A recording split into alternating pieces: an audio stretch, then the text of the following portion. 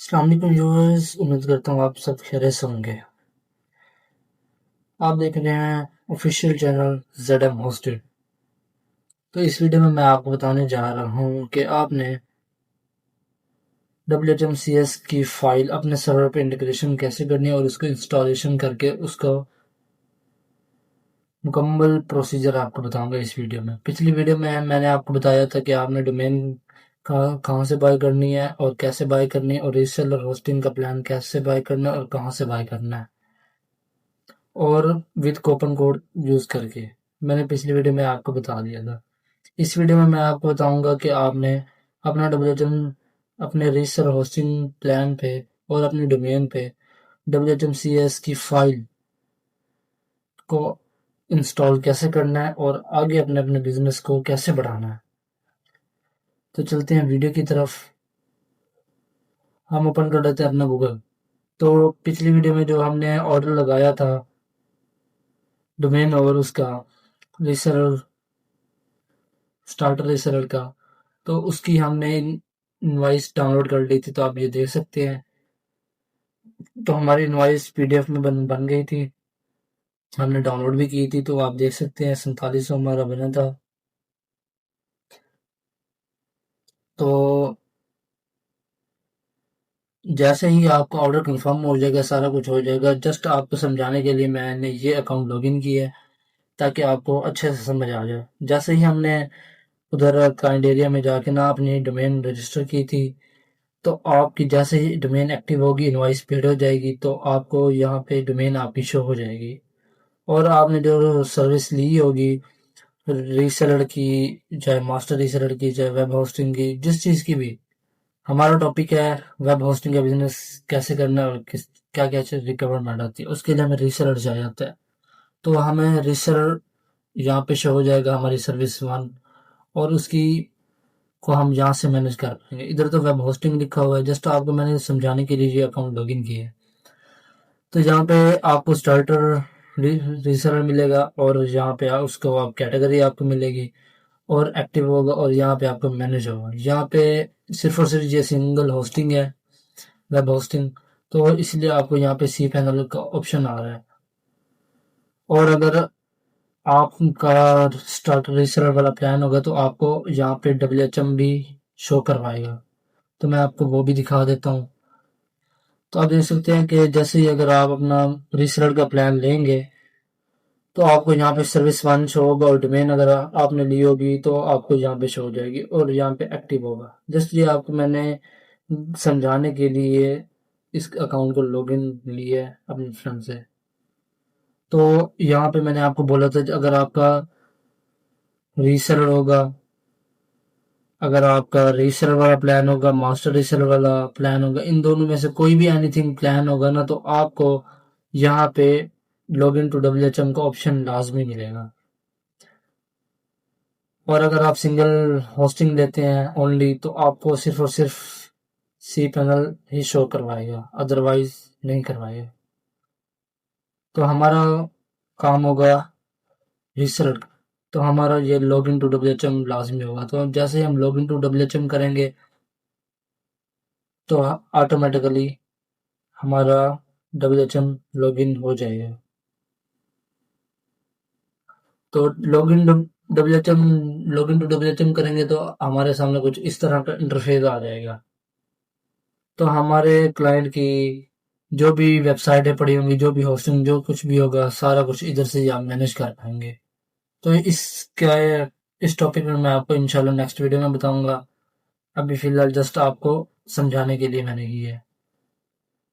तो आपने अपनी मेन डोमेन का जो आपने लिया होगा, मेन डोमेन का आपने अकाउंट का सी पैनल लॉगिन कर लेना है। जहाँ पे मैंने आपको दिखाया था आपके क्लाइंट एरिया में लॉगिन टू WHM और लॉगिन टू सी पैनल ठहरा था, आपने इजीली अपना login to cPanel login कर लेना है। तो इजीली आपने क्या करना है, आपने आ जाना है फाइल मैनेजर में। थोड़ा सा स्क्रॉल डाउन करेंगे, आपके सामने फाइल मैनेजर वाला ऑप्शन आ जाएगा, नहीं तो आपने सर्च भी कर लेना है फाइल मैनेजर। फाइल मैनेजर करने के बाद आपके सामने कुछ इस तरह का इंटरफेस आ जाएगा। तो आपने इजीली क्या करना है, पब्लिक HTML में आ जाना है।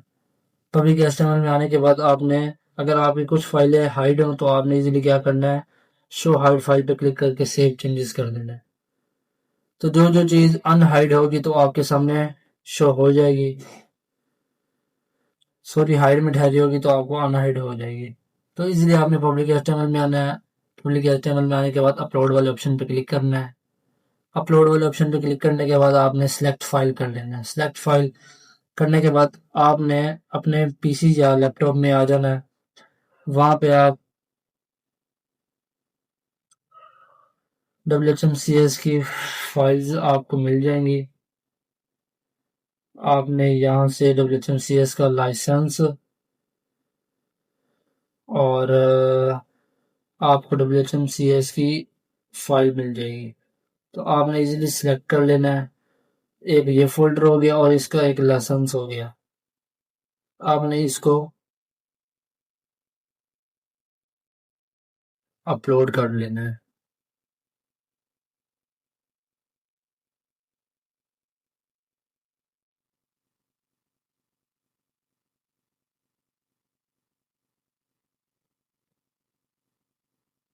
थोड़ी सी लोडिंग,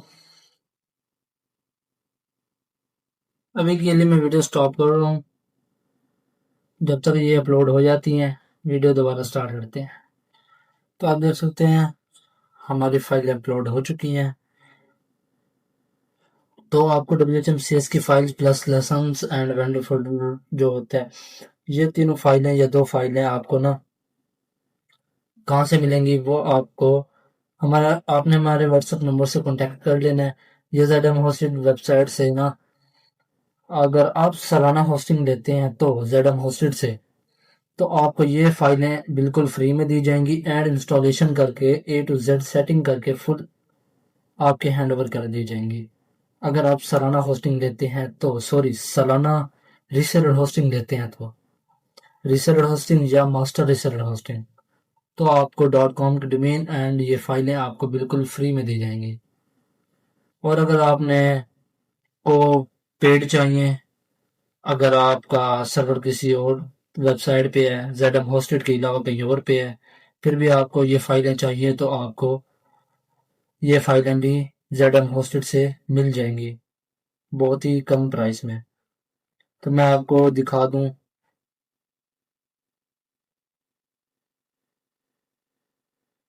आपने इधर क्लाइंट एरिया में आना है और स्टोर पे क्लिक करना है। स्टोर पे क्लिक करने के बाद आप देख सकते हैं यहाँ पे आपको SMM बैनर रेंट पे भी दिया जा सकता है और आपको WHMCS एंड मॉड्यूल भी आपको यहाँ पे अवेलेबल पड़े हैं।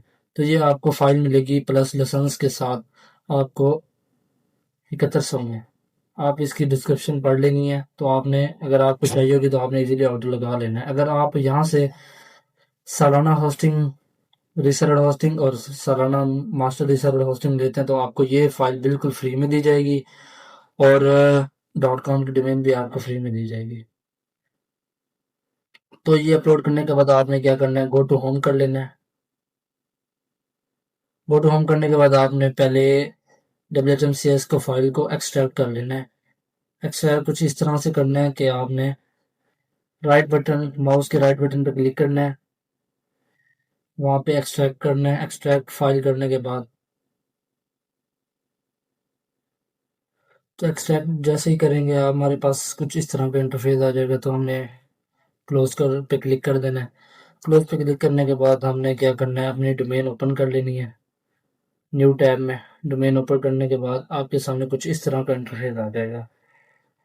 तो दोबारा हमने अपने cPanel में आना है, फाइल मैनेजर में आना है और हमने वो लाइसेंस वाला फोल्डर एक्सट्रैक्ट करना है और वेंडर फोल्डर, मेरे ख्याल से ये दोनों सेम ही है, मुझे थोड़ी सी मिस्टेक हुई पड़ी। हाँ जी दोनों सेम ही है लाइसेंस, तो मैं लगा देता हूँ। तो दोबारा से रिफ्रेश कर लेते हैं। दोनों का एक्सट्रैक्ट करने के बाद हमने क्लिक हेयर टू बिगिन पे क्लिक कर देना है। तो थोड़ी सी लोडिंग होगा, लोडिंग लेने के बाद नेक्स्ट स्टेप आ जाएगा इंस्टॉलेशन वाला। तो हमने आई एग्री पे क्लिक कर देना है। आई एग्री पे क्लिक करने के बाद कुछ इस तरह की रिकवर्ड आएगी, तो भी बिगिन इंस्टॉलेशन पे क्लिक कर लेना है। तो यहाँ पे हमने इसका लाइसेंस की दे देनी है। लाइसेंस की देनी है। मैं लिख देता हूँ यहाँ पे स्पार्क ब्लू, सॉरी जेडम लिख देता हूँ। एनीथिंग कोई चीज़ भी आप लिख सकते हैं, यहाँ पे अपने डोमेन का नाम लिख दें। मैं लिख देता हूँ ऐड सर्वर,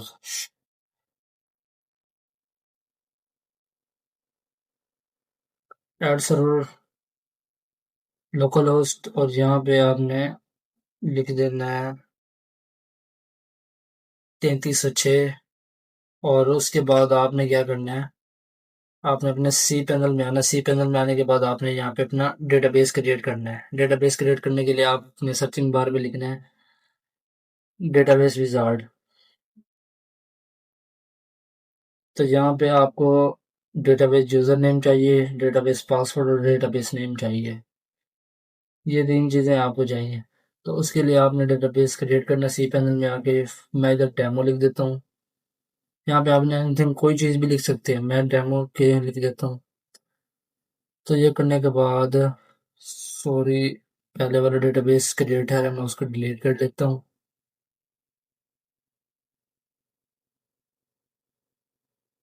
तो ये असल में पहले वाला डेटाबेस ठहरा है कोई पुराना, मैं उसको ज़रा सा डिलीट कर लेता हूँ, फिर न्यू क्रिएट करते हैं।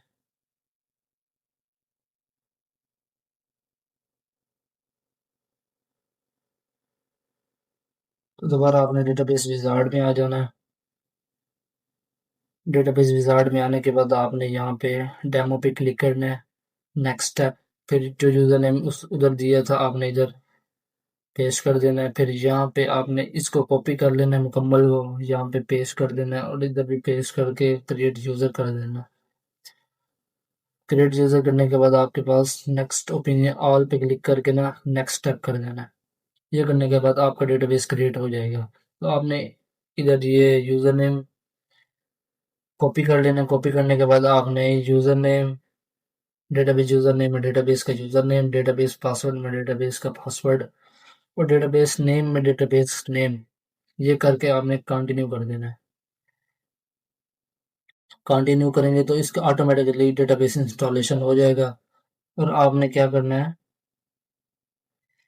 आपने यहाँ पे अपना फर्स्ट नेम, मेरा नाम मोहसिन रज़ा है, मैं जस्ट एनीथिंग कोई डेमो के तौर पे लिख देता हूँ। लास्ट नेम, यूज़र नेम लिख देता हूँ, और यहाँ पे मैं यूज़र नेम और पासवर्ड ये रख देता हूँ, कंफर्म पासवर्ड भी यही जगह के कंप्लीट सेटअप करता हूँ। सॉरी, पासवर्ड वो कह रहे हैं 5 तो मैं 2 बार डेटाबेस रख देता हूँ। ये करने के बाद आपने कंप्लीट सेटअप पे क्लिक कर देना है। ये करने के बाद आपका इंस्टॉलेशन कंप्लीट सक्सेसफुली आ जाएगा। तो आपने नेक्स्ट स्टेप क्या है हमारा, delete the install folder, delete to install folder directory for your server. हमने अपने सी पैनल में आना है। सी पैनल में आने के बाद आपको यहाँ पे इंस्टॉल वाला फोल्डर दिख रहा होगा, आपने इसको डिलीट कर देना है। और दूसरा है, आपने इसको रिकमेंड देनी है मूविंग को। और तीसरा है क्रोन जॉब को सेट करना है। यहाँ पे आपने इसको क्रोन जॉब को कॉपी कर लेना है। कॉपी करने के बाद आपने दोबारा सी पैनल में आना है, यहाँ पे क्रोन जॉब लिखना है। क्रोन जॉब करने के बाद आपने थोड़ा सा स्क्रॉल डाउन करना है। पहले वाले को मैं डिलीट कर देता हूँ। तो इधर मैं पर 5 मिनट पे क्लिक करूंगा, और यहाँ पे वही लिंक पेस्ट करके ऐड न्यू क्रोन ऐड कर दूंगा। तो ये हमने कर लिया। तो अब हम करते हैं गो टू एडमिन एरिया। तो जैसे हम गो टू एडमिन एरिया पे आते हैं, थोड़ी सी लोडिंग लेगा, तो ऑटोमेटिकली लॉगिन पेज पे रिडायरेक्ट हो जाएगा। तो हमने क्या करना है, जो हम यूज़र नेम और पासवर्ड रखा था वही हमने इधर एंटर कर देना है। ये करने के बाद लॉगिन कर लेना है। तो आप देख सकते हैं आपका WHMCS की कंप्लीट फाइल इंस्टॉल हो चुकी है। ये है आपका एडमिन एरिया, और मैं आपको इसका क्लाइंट एरिया भी दिखा देता हूँ।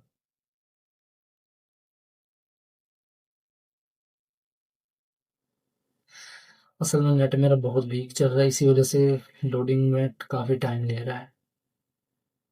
तो जैसे ही लोडिंग कंप्लीट होगी तो आपके सामने लॉगिन करके यूज़र नेम पासवर्ड देने के बाद आपके सामने कुछ इस तरह का इंटरफेस आ जाएगा। तो ये कुछ जनरल सेटिंग है। हम इसकी सेटिंग कैसे करेंगे इंशाल्लाह नेक्स्ट वीडियो में मैं आपको बता दूंगा। ये बहुत ही मोस्ट इम्पोर्टेंट है अपने सर्वर को रेडी करने के लिए। तो हम इसको भी फिलहाल कैंसिल कर देते हैं, इसकी मैं आपको नेक्स्ट वीडियो में बताऊंगा। तो ये कुछ इस तरह का इंटरफेस होता है। आप इंटरफेस देख सकते हैं, माशाल्लाह बहुत ही प्यारा है। अब मैं आपको इसका क्लाइंट एरिया दिखा देता हूँ, विजिट क्लाइंट एरिया। तो मैं इजीली विजिट क्लाइंट एरिया पे क्लिक करूंगा तो ये हमारा क्लाइंट एरिया आ जाएगा। ये डिफ़ॉल्ट थीम होती है।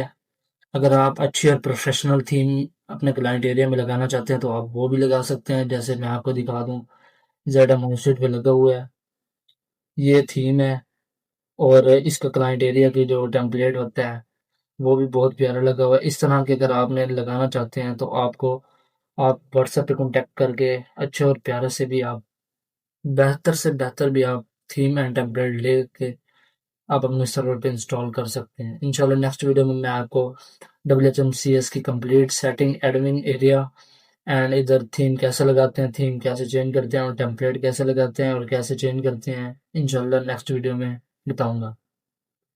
अभी के लिए सिर्फ इतना ही था। तो अभी मैं आपको इसका, ये हो गया हमारा क्लाइंट एरिया। यहाँ पे स्टोर है, यहाँ पे रजिस्टर न्यू डोमेन वगैरह हर चीज़ है। Login register